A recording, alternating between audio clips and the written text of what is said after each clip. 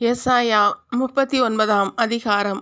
அக்காலத்தில் பாபிலோன் மன்னன் பலாதானின் மகன் மெரோதாக்கு பலாதான் எசேக்கியா நோய்வாய்ப்பட்டதையும் அவர் குணமடைந்ததையும் கேள்வியுற்று அவரிடம் மடலையும் அன்பளிப்பையும் அனுப்பி வைத்தான்.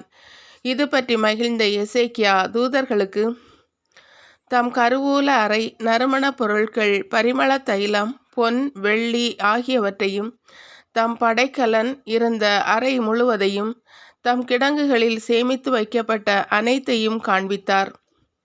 எசேக்கியா தம் அரண்மனையிலோ தம் ஆட்சி எல்லைக்குள்ளோ அவர்களுக்கு காட்டாத பொருள் எதுவும் இல்லை. அப்போது எசாயா இறைவாக்கினர் எசேக்கியா அரசரிடம் வந்து, அந்த ஆட்கள் என்ன சொன்னார்கள், எங்கிருந்து உம்மிடம் வந்தார்கள் என்று வினவ, என் அரண்மனையில் உள்ள அனைத்தையும் பார்த்தார்கள். நான் அவர்களுக்கு காட்டாத பொருள் எதுவும் இல்லை என்றார் எசேக்கியா.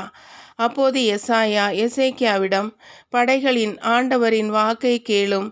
இதோ நாட்கள் வருகின்றன, அப்போது உம் அரண்மனையில் இருப்பவையும் இந்நாள் வரை உம் மூதாதையர் சேமித்து வைத்திருப்பவையும் பாபிலோனுக்கு கொண்டு போகப்படும், எதுவும் விடப்படாது என்கிறார் ஆண்டவர். உமக்கு பிறக்கும் புதல்வர் சிலர் கைது செய்யப்படுவர்.